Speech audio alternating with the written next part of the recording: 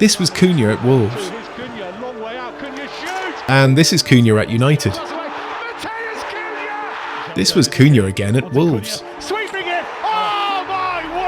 And this is Cunha again at United. When Manchester United signed Matheus Cunha over the summer for a hefty £63 million, it looked like they had landed a potentially world-class forward to help solve the club's biggest issue under Ruben Amorim: scoring goals. After all, it was the 26-year-old's impressive 15 league goals for Wolves that had single-handedly kept them from being relegated last season. Initially though, a glance at his output for this season might suggest that he hasn't had the best of starts at United. However, since netting his first goal in late October, Cunha has been delivering the kind of form that the United faithful have been eagerly awaiting. So what makes Cunha so special? And why is he, now more than ever since his move to Old Trafford, becoming crucial to this United side? Last season, Cunha was one of those players outside the Premier League's Big Six who truly deserved a big money move. However, his journey to this point has been anything but smooth. After bursting onto the scene in the Bundesliga with Hertha Berlin, he faced a stark reality following his high-profile €30 million move to Atletico Madrid. There he found himself sidelined, starting just 10 league games in a troubling 2 years and ultimately missing out on the Brazil squad for the 2022 World Cup, a setback that could have dimmed the brightest of futures. After joining Wolves on loan midway through the U22-23 season, his start there was rocky as well as he struggled to adapt to the pace and physicality of the Premier League and managed just 2 goals in 12 starts. However, under managers Gary O'Neill and then Vitor Pereira, Cunha rediscovered his scoring touch and went on to contribute to 38 league goals, around 39% of Wolves' total goals over the last 2 seasons. And despite playing for a team that finished 16th last season and 14th the year before, he still recorded more goals and assists in either season than any United player. Seriously, he was practically stat padding and at a relegation-threatened team, no less. What's more, as if to kickstart a villain origin story and silence critics in Brazil regarding his omission from the previous World Cup, Cunha's 15 league goals last season took him level with Roberto Firmino and Gabriel Martinelli for the most goals by a Brazilian player in a single Premier League season. And had he not missed 6 games due to suspension for his MMA antics, he would have likely surpassed those big names. Having thrived playing off of Jurgen Strand Larsen up top, his impressive goal return underscored the immense attacking responsibility he shouldered for Wolves, almost single-handedly keeping them in the Premier League for 2 consecutive seasons. It was clear that he was ready for a new challenge. By the way, if you're enjoying the video so far, we'd be incredibly grateful if you subscribed. Your support helps us grow and continue creating the content you love. Never mind what his stats showed, United have had first-hand nightmares of Cunha over the past 2 seasons.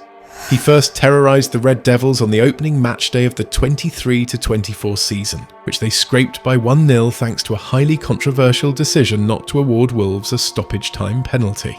In that game, Cunha repeatedly carved his way through United's defence like a hot knife through butter and came close to scoring on several occasions, including hitting the post and firing just wide. Obviously United won 1-0, but that was when, personally, and I think a lot of people really took notice of you at United. In the return fixture, he provided an assist in Wolves' thrilling 4-3 win at the Molineux, and was once again their talisman in a 2-0 win at the same ground last season, scoring a breathtaking Olympico directly from a corner.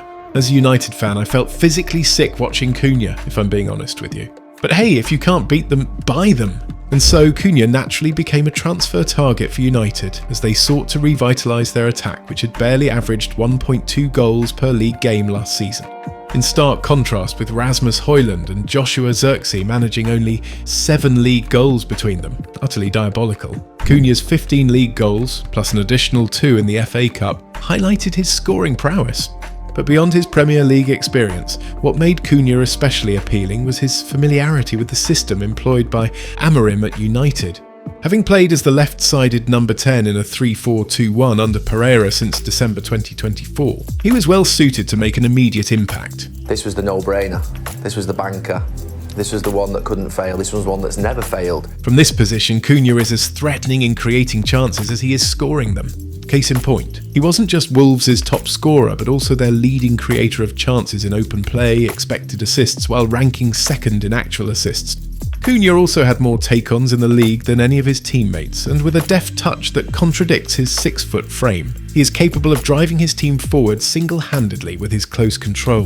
That said, Amorim typically favours a complementary pairing in his number 10s, one being a creator and the other tasked with making incisive runs. While fellow summer arrival Bryan Mbeumo has settled into the latter role, Cunha has offered a mix of both, and it is his intelligence in finding pockets of space that makes him a central figure in a lot of United's attacking plays.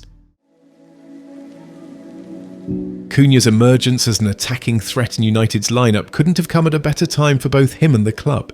Mbeumo has been the success story of United's summer window, with 7 goals in all competitions so far, supported superbly by makeshift right-wing back Amad Diallo behind him. Together they have forged a strong chemistry down the right flank, becoming United's primary avenue for attacking play. However, the in-form duo are currently participating at the Africa Cup of Nations in what is a huge blow to Amorim, as they, along with Nusayr Mazraoui, could be absent for as many as 6 or 7 league matches if their teams reach the final. With Sesko still working to regain his rhythm following his injury, the onus will now be on Cunha to be the difference maker in the coming month. For Cunha, meanwhile, the weight of being an expensive signing and the pressure to replicate his prolific form at Wolves has been a noticeable burden, often showing in his reactions to missed chances. But if you compare his expected versus actual goals and assists, it becomes clear that he actually hasn't been underperforming in his output as much as perceived. Beyond the stats, there have also been positive signs from the Brazilian all season. This was particularly evident on the opening match day against Arsenal and, more notably, during United's famous 2-1 win over Liverpool, where, despite not contributing in terms of goals or assists, his influence was crucial to United's first victory at Anfield in over a decade. And now, having recently assisted against his former side and scored goals in succession against Bournemouth and Aston Villa, the 26-year-old is beginning to showcase the form that his team can rely on for goals and assists. His link-up play and ability to create scoring opportunities have always been apparent, but with goals added to his tally since breaking his drought against Brighton in late October, he is finally playing with a newfound confidence and swagger, reflected in his largely positive match ratings. To truly appreciate Cunha's brilliance, though, one must also understand his role within Amorim's system. While United's attacking trio may have been standalone stars at their former clubs, here they function as interdependent components in a structure designed for collective effort, both in attack and defence. This emphasis on teamwork can limit individual freedom early on, often misinterpreted as a decline. However, Amorim isn't seeking stars just yet. He wants synchronisation in his United side, where every run is timed, every press is collective, and every rotation is rehearsed.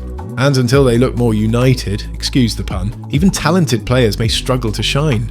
Yet this is where the signs of a rebuild become evident. I don't think we have one player that come here and then don't think about to glory days in Man United, to remember all the time then they win the Premier Leagues, how many titles was, and of course to qualify for Champions League. And this is what I think about United, to put this club on top. And then what I can do is everything to show them I'm here to help the team to conquer this kind of things. If you enjoyed this video, like and subscribe for more content like this. Also, don't forget to hit the notifications bell so you never miss a beat. And with that, we'll see you in the next video.